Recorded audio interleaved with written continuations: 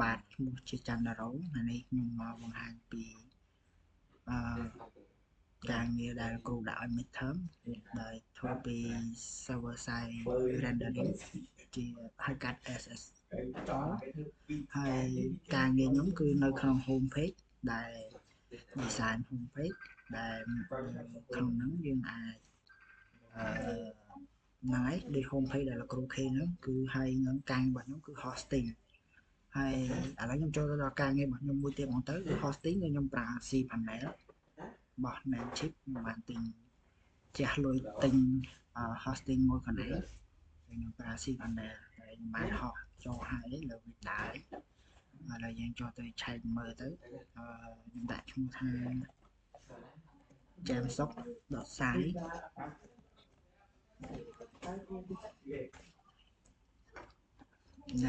នេះគឺជាការងាររបស់ខ្ញុំ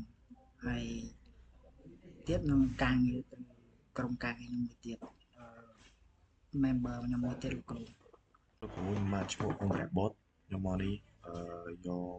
បន្ទាប់មកបកស្រាយអំពីproduct detail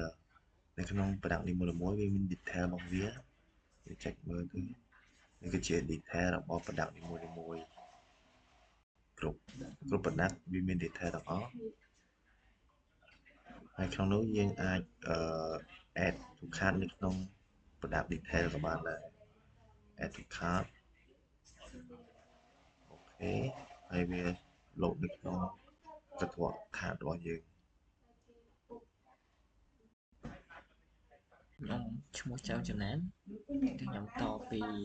អង្គរបតអញ្ចឹងខ្ញុំចង់និយាយពី add to cart នៅក្នុង category អញ្ចឹងយើងចង់ add to cart ទៅដល់យើងចង់ទិញរបស់មួយនៅក្នុង website នេះគឺមាន product ច្រើនអញ្ចឹងយើងអាចជ្រើសរើសវាឧទាហរណ៍យើងចូលទៅកាន់ detail ហើយយើង add to cart នៅក្នុងនេះក៏បានដែរដោយសារតែ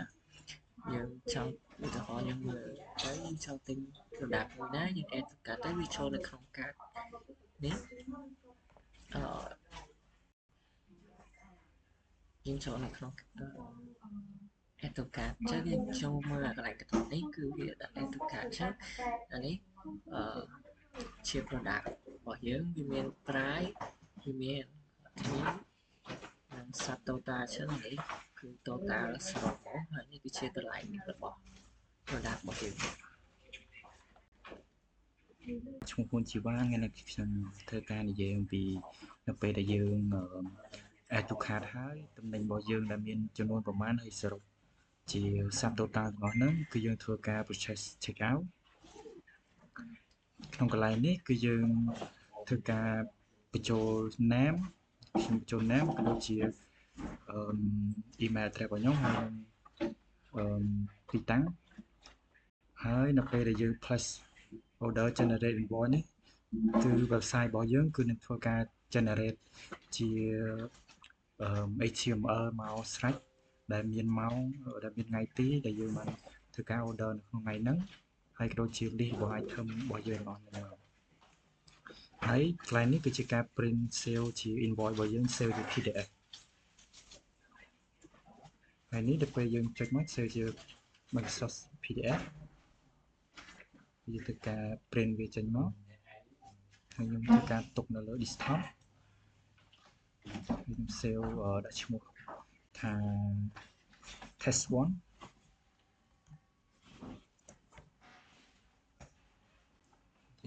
បន្ទាប់ពីធ្វើនឹងហើយយើង back មកវិញឥឡូវខ្ញុំធ្វើការទៅមើល invoice របស់ខ្ញុំ